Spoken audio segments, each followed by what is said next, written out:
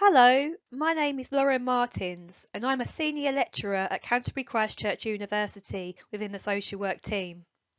I am here to share with you my research whereby I decided to move away from a solely didactic, educator-led teaching approach within the social work law modules that I module lead, and I added court skills days to the curriculum.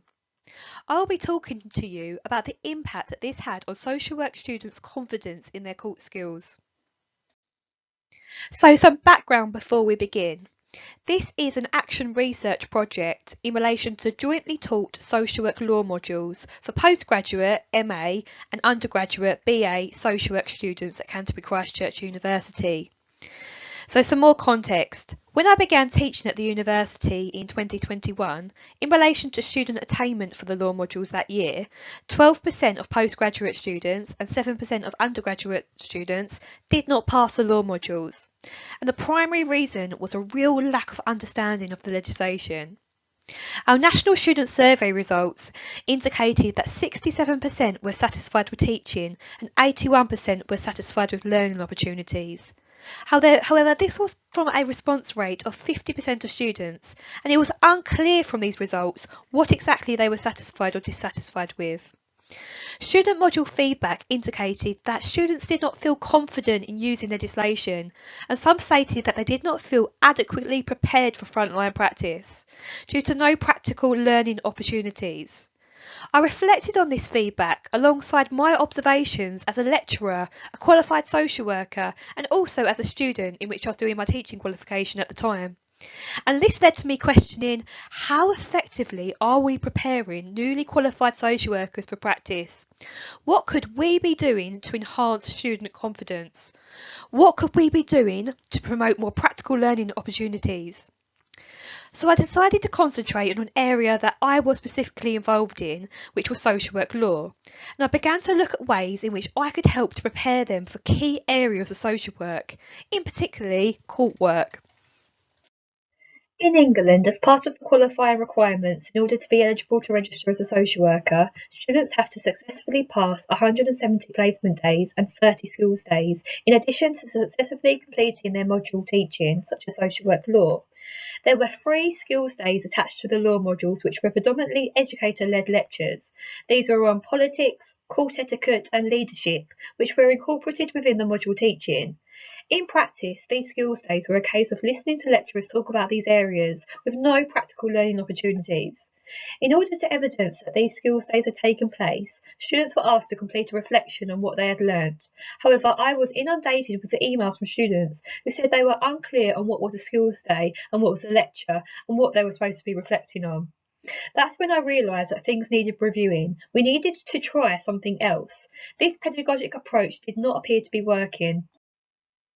I began to conduct a literature review on other ways of enhancing students' experiences of learning the law, and I found some inspiration from other researchers in the UK and globally. Wilson and Flanagan, for example, found that students reported that seeing a court report and having an opportunity to practice their written skills whilst they're on their placements was really helpful for their learning. But what I found whilst reading this paper was there didn't appear to be any measurable comparison before or after the placements, and therefore data is based on retrospective accounts. Seymour recommended that students attend a court hearing whilst on placement and discuss cases informally afterwards with judges and magistrates. However, it's really important to note here that court hearing opportunities are not guaranteed whilst on placements, so these may not actually happen and students may not have these opportunities. Seymour also shares the importance of the role of the practice educator role in facilitating reflective conversations with students, whereby they can have opportunities to consolidate their independent study on law to a real-life practical context. Bray, Preston, Shute and Thorpe produced guidance on best practice for teaching social work law, and they advanced that skills-based workshops and individual and group work are effective methods. They gave an example of the University of Paisley no longer offering didactic teaching on law, and instead they adopt an inquiry-based approach where students go and complete research in groups and then they present to the lecturer and the rest of the class. Similarly, Pham and colleagues highlight that an inquiry-based approach and situation-based learning is embedded within the Australian social work curriculum, which again suggests that interactive teaching strategies should be considered. During my review of existing scholarship, I found that simulation is and has been utilised within social work education. It's aimed at providing opportunities for students to interact, but in many cases with actors in a role play, with the intention of supporting them to develop skills and knowledge. And there's examples in literature of simulation being used in different ways, particularly with helping to develop court skills, which I'm going to discuss briefly here. Petkov and colleagues found that within the teaching of civil and criminal law in the United States of America, the use of mock courts not only helped students in developing their confidence, but it also encouraged self-reflection and their motivation towards their continuous professional development. Whilst this is not social work specific, it highlights a potential strategy to promote learning. Within a community care article in 2016, it highlighted that the University of Sussex created an interdisciplinary court simulation activity. The social work team collaborated with the law department, and the social work students were cross-examined by law students, and journalist students came along and completed media reporting. It was found to be effective in building confidence in attending court. However, it's important to note here that the topic of focus was on the use of social media rather than focusing on a realistic social work court case. Although again, this highlights another potential strategy. Bastin and Dupont suggest 2 court skills days using a realistic case study, and they asked students to write a court report. And after this, students were shown an exemplar court report to help enhance the quality of their report writing. When we consider Kolb's experimental learning theory, this intervention could be considered to encourage abstract conceptualization, whereby students can generate new ideas to inform their reports and their writing, and consider where they can make changes before trying again. Yet unfortunately, there's no feedback from students considered within this article, which appears to be based on how the researchers perceive the days to go, although again it's showing another creative idea. Meredith, Heslop and Dodds evaluated a range of court skills days in Northumbria University, and they broadly considered the impact of simulated home visits, duty calls, assessment work and court skills, and they found that students responded positively to simulated learning and were actually more engaged compared to lecture-only teaching. There is a lack of detail within this on specifically what work they did to practice their court skills days, and this would have been really useful to know and would have potentially enhanced my intervention.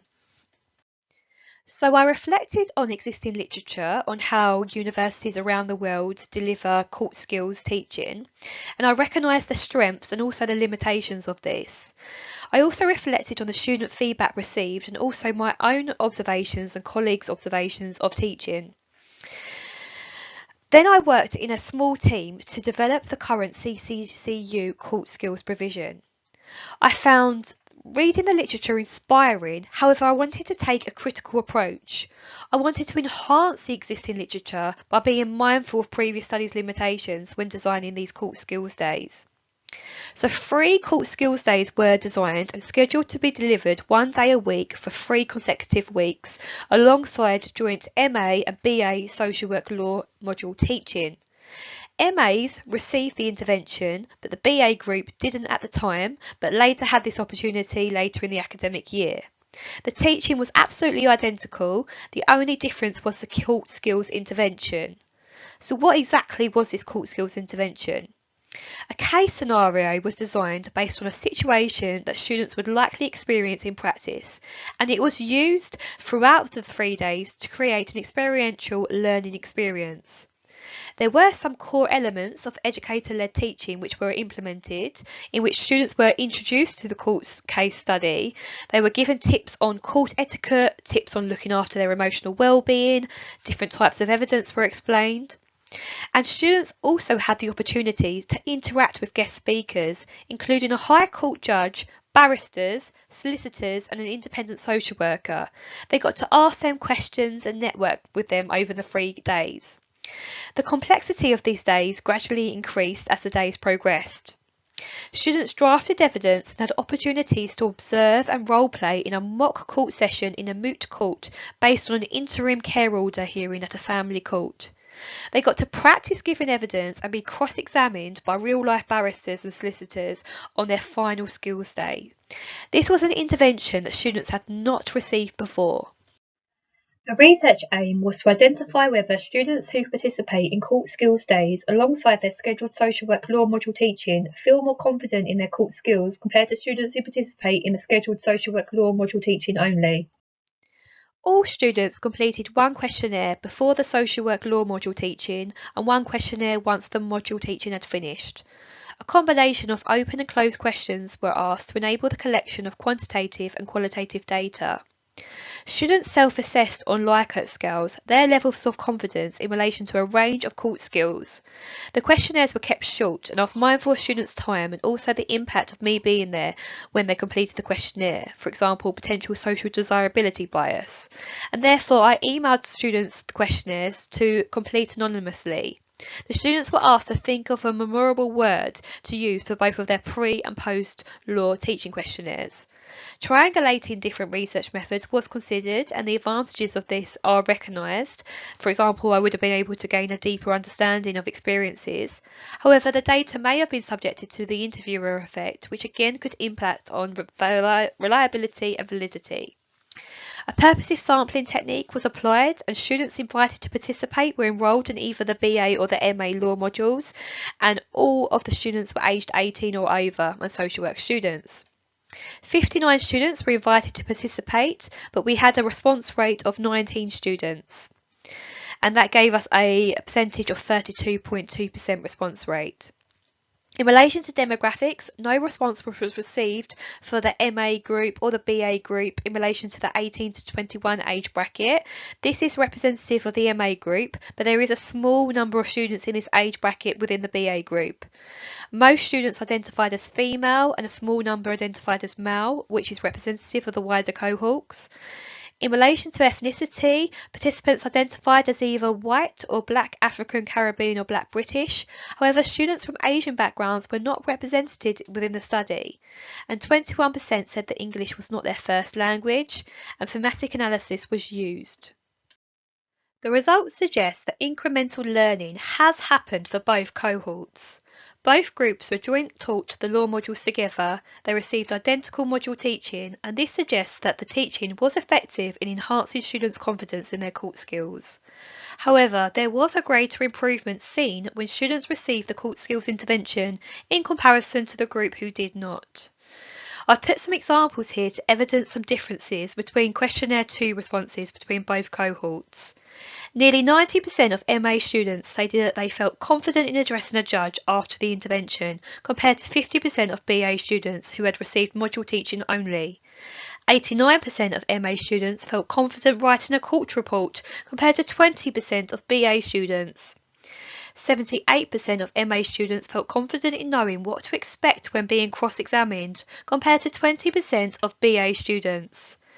MAs had received a practical learning opportunity of meeting a High Court judge and asking them questions and participating in a mock court day in which they could address a judge and be cross-examined and give evidence, whereas BA students had not had this at the time when they completed questionnaire 2. From the qualitative data, here are some quotes from students.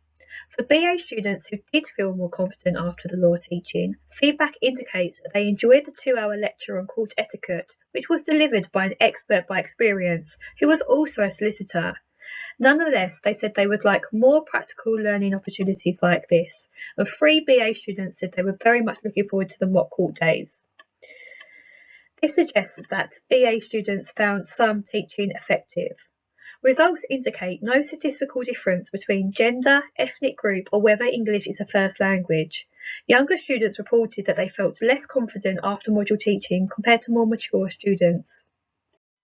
Now, it's important to note that simulation activities can receive criticism for providing an unrealistic environment. However, unlike previous studies, this was not a role play with actors. This was an immersive, experiential learning opportunity with qualified legal professionals, which goes beyond existing court skills scholarship. Students' assessment marks appear to indicate that this approach was also effective in improving student attainment. One MA student did not pass this year, but this was attributed to poor attendance, which indicates a greater pass rate compared to 2021-2022. In comparison, 5 BA students did not pass the law modules this year, and it could be argued that this intervention helped to increase attainment and confidence. Our most recent National Student Survey results indicate that 84% of students were satisfied with teaching and 85% with learning opportunities. Again, this illustrates a greater satisfaction in comparison to last year. While court skills was one new intervention that year, and a broader range of new skills days provision was implemented by the social work skills team, which may have also been a contributory factor. The findings support previous research discussed that students benefit and want to learn from practical application and direct experiences rather than didactic teaching alone, which suggests that this approach is an effective pedagogical approach. MA feedback indicates that being able to network and gain feedback increased their students' understanding and confidence in relation to what each professional did, and it also assisted in them feeling more familiar with court's expectations. When we look at educational research like by Vygotsky, he highlights that being around people with more knowledge and more skills than the student in his concept of the zone of proximal development stipulates that this combined with social interactions with a knowledgeable person, whereby they have opportunities to observe and practice skills, facilitates learning and pushes that student to a whole new level of understanding. This research also follows a scaffolding approach put forward by Brunner, in which learning has taken place through active experimentation, discussion and reflection, which enables them to progress incrementally. Now, this research is based on a very small sample with quite a low response rate, and so there are some voices that are missing from this research. And it's also important to note that this intervention was provided to just one social work MA cohort, and whilst a mixture of black and white students responded to the questionnaires, Asian students were not represented due to no response. Some students stated that English was not their first language, and it is unknown how confident they felt in using English language, as this was not asked. And it's unknown whether this had any impact on their court skills experience. And these are really important considerations that require further exploration, and missing voices are particularly concerning with consideration to closing the gap in educational attainment. It's unknown the reasons or barriers to students' non-responses, and perhaps more responses would have been encouraged if other research methods were used, such as interviews or focus groups. I'm interested in creating an interdisciplinary project working with other disciplines such as law, policing and the media. The court skills days could be developed to be even more realistic and encourage interdisciplinary working before qualifying. Whilst this research has considered the impact of the pedagogic approach in supporting students to feel more confident and prepared for a certain part of practice, the way we are teaching students from a bottom up is important, but we also need to consider wider macro level issues which impact on how confident and prepared students feel for frontline practice. This research has highlighted that changing the scene and moving away from traditional educator-led training has its benefits and improved student satisfaction. However, this is in relation to one area only. Academics and educators across the country and globally may wish to incorporate elements of this style into their curriculum and lecture designs. However, it's paramount to note that wider attention is needed in relation to more long-term support for supporting students in transitioning from their newly qualified roles, which I discuss in my research paper. Delivering court skills days alongside module teaching improves students' confidence in their court skills. This pedagogic approach was commended by students, and many asked for additional court skills days. Not only could this approach potentially improve students' experiences and attainment, but it could also improve university league table results, students' employability, and quality of practice, not only for future social workers, but a range of professionals, and ultimately lead to positive outcomes for people receiving support from practitioners across the world. Here are my references. Thank you very much for listening to my conference presentation. Please feel free to direct any questions to this email address, and also feel free to add me on LinkedIn. Thank you very much again. Goodbye.